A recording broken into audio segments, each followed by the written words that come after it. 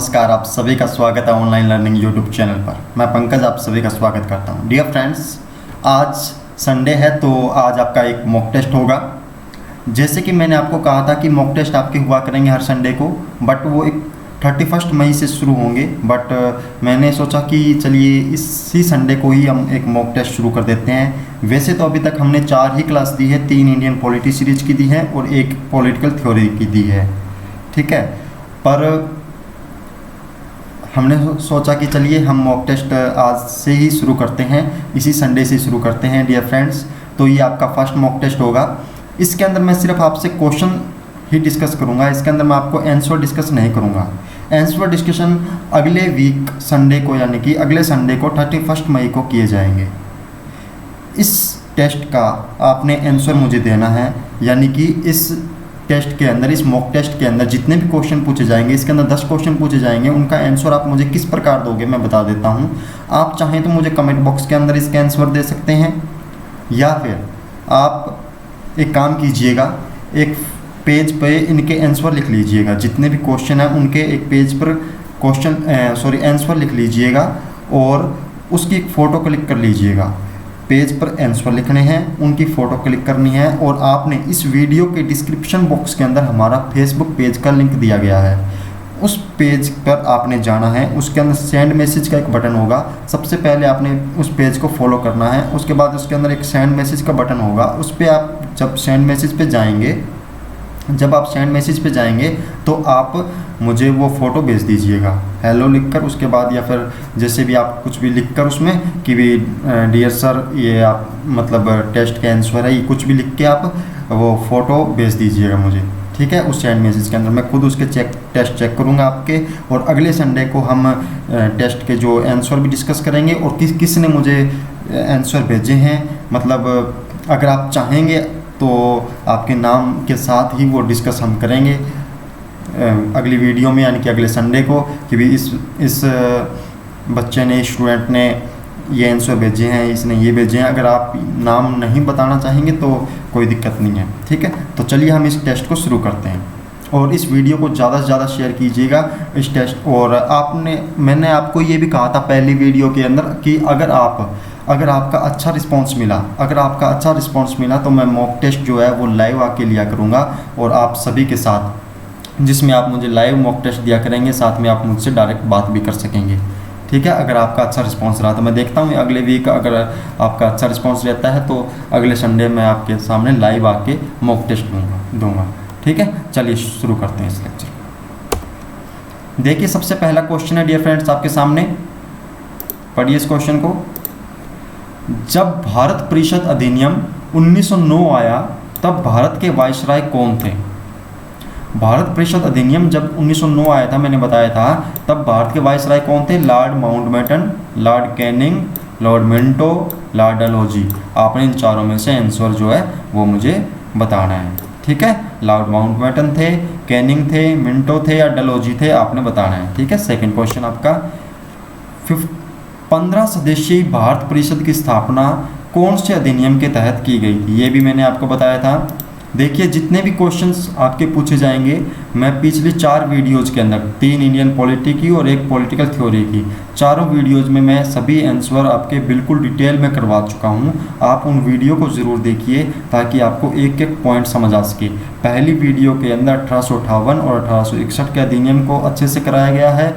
Second video में 1892 और 1909 अधिनियम को अच्छे से कराया गया है। तीसरी वीडियो में 1919 के अधिनियम को अच्छे से कराया गया है। और जो पॉलिटिकल थ्योरी की पहली वीडियो है वो भी आप जरूर देखिएगा।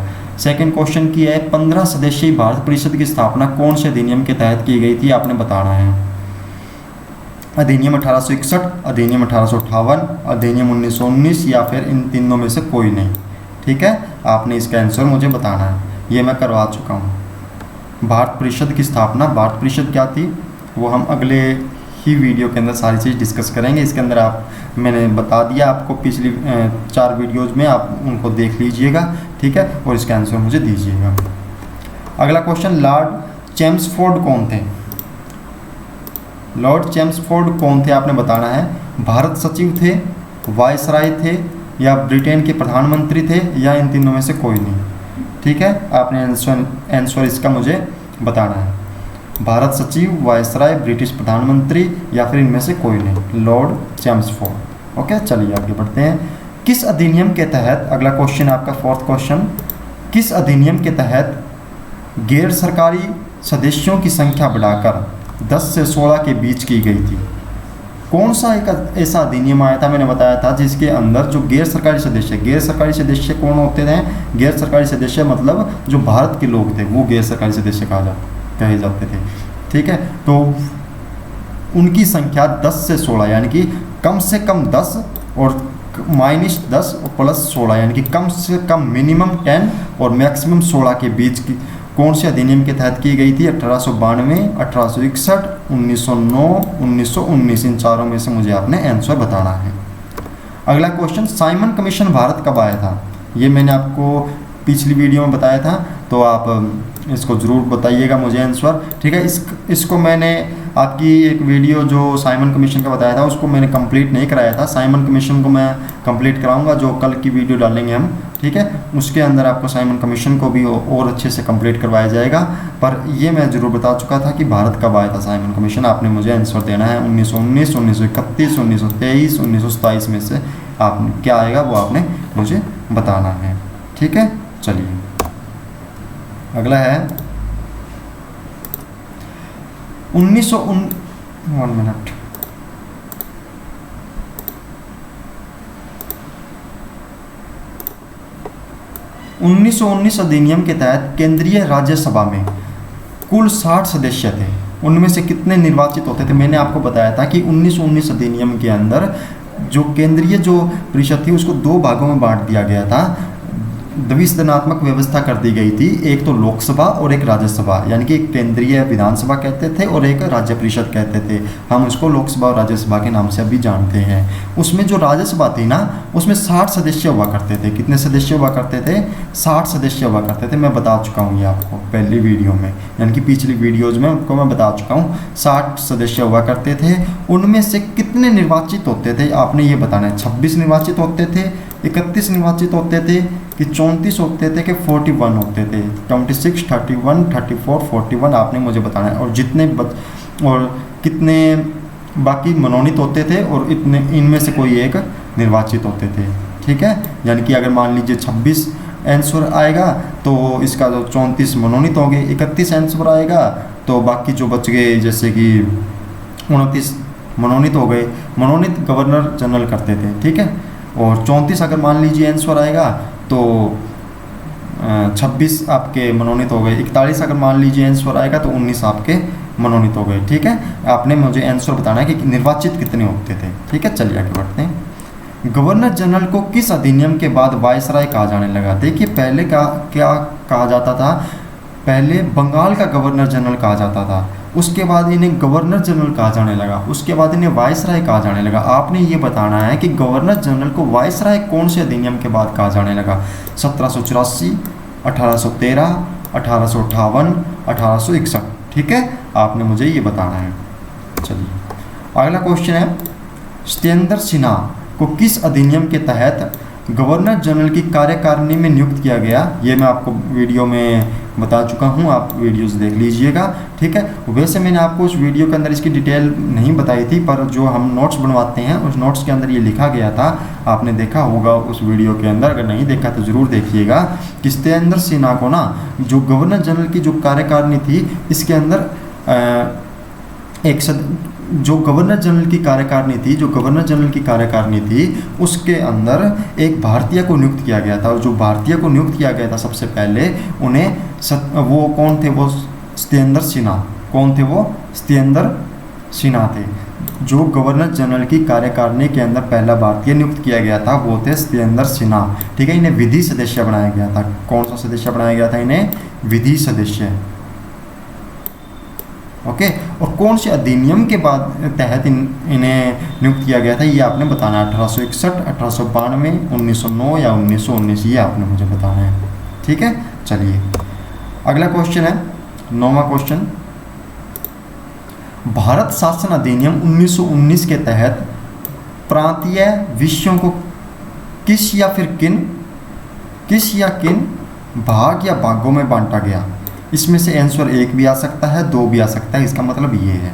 ठीक है, भारत शासन अधिनियम 1919 के तहत प्रांतीय विषयों को किन किन भागों में या फिर किस भाग में बांटा गया, किन भागों में या फिर किस भाग में बांटा गया?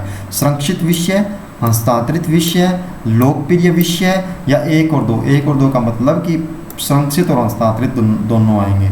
आपको बताना है कि आंसर ए है कि बी है कि सी है कि डी है, आप ये बताएंगे। ठीक है, इसका आंसर संरक्षित आएगा कि हस्तांतरित आएगा कि लोकप्रिय आएगा या फिर संरक्षित और हस्तांतरित दोनों है, यानी कि चौथा। ठीक है, आपने मुझे ये बताना है। अधिनियम 1919 के तहत प्रांतीय विषयों को बांट दिया गया था। ठीक है, ये मैं आपको वीडियो में बता चुका हूँ, जो 1919 की जो पिछली वीडियो कल ही डाली थी उसमें ही मैंने ये बताया है, आप वीडियो जरूर देखिएगा।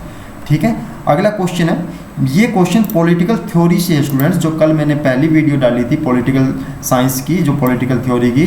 ठीक है, वहाँ से क्वेश्चन है, ज्ञानेंद्रियों यानी कि हमारी जो सेंस ऑर्गन होती है उनके अनुभव के आधार पर जब हम कोई निष्कर्ष निकालते हैं तो उस पद्धति को क्या कहते हैं? मैंने कल बताया था, इसका आंसर आप मुझे बताइएगा।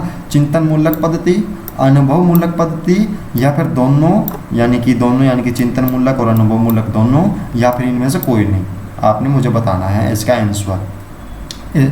मतलब जब हम ज्ञानेंद्रियों के अनुभव के आधार पर हमारी जो सेंस ऑर्गन है, हमारी आँख, कान, नाक, जीभ, त्वचा, ठीक है, इनके आधार पर जब हम कोई निष्कर्ष निकालते हैं तो उस पद्धति को क्या कहते हैं, उस मेथड को क्या कहते हैं? उस मेथड को चिंतन मूलक पद्धति कहा जाता है, अनुभव मूलक पद्धति कहा जाता है, या फिर चिंतन मूलक और अनुभव मूलक दोनों कहा जाता है, या फिर इनमें से कुछ भी नहीं कहा जाता? तो आपने मुझे ये बताना है।